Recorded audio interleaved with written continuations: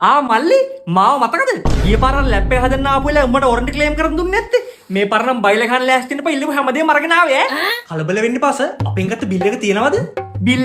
bill එක නේ මං ගිය පාර ආපු වෙලාව උඹට වොරන්ටි ක්ලේම් කරන් දුන්නේ නැත්නම් මං පොලිස් වාර්තාව කරන් ආවේ නැහැ කියලා පොලිස් වාර්තාව මොකටද ඒක ලැබ් එක වොරන්ටි ක්ලේම් කරන්න මේ පාර නම් ඒ සෙල්ලම් හරියන්නේ නැහැ මහත්තයෝ පොලිස් වාර්තාව උප්පැන්න සහතිකේ ග්‍රාම සේවා සහතිකේ ඊට පස්සේ ආපු පාර උඹ මාව හරවලා ඉවර 4 වසරේ පරිසර පේපරේ නැහැ කියලා ඒකත් ගෙනාවා ලකුණු 80කුත් තියෙනවා මං ඒ ලෙවල් වලට කරලා තිබ්බේ කොමස් ඒ වලට උඹ කිව්වනේ ඒ ලෙවල් වලට මැච් කළා ඒ තුනක් තියෙනවා නම් විතරයි කියලා මේකේ වොරන්ටි ක්ලේම් කරන් දෙන්න පුළුවන් මං උඹ ඉන්නමයක පාස් 6කට කලින් ආ ඒ ලෙවල් කරා මැච් වලින් මම නිකමට අහන්නේ දෙවෙනි පාර පොදු පරීක්ෂණෙත් ලිව්වද පොදු පරීක්ෂණෙත් දෙන්නේ එතකොට ඔබට ඒකත් ඕනේ නැහැ මේකේ වොරන්ටි ක්ලේම් කරන්න මේ පාර හැමදේම ගෙනිල්ලානේ මට ලැප් එක දෙන්නකෝ මං ක්ලේම් කරලා දෙන්න පරිසරයට 80ක් තියෙනවනේ හිතන් ඉන්නේ මාව තම්බන්න යකෝ මීටරින් වැඩ කරන කොල්ලොන්ම එහෙම අන්දන කෙච්චර ලේසියි හරි ඒකත් මතක තියාගන්න මෙන්න ලැප් එක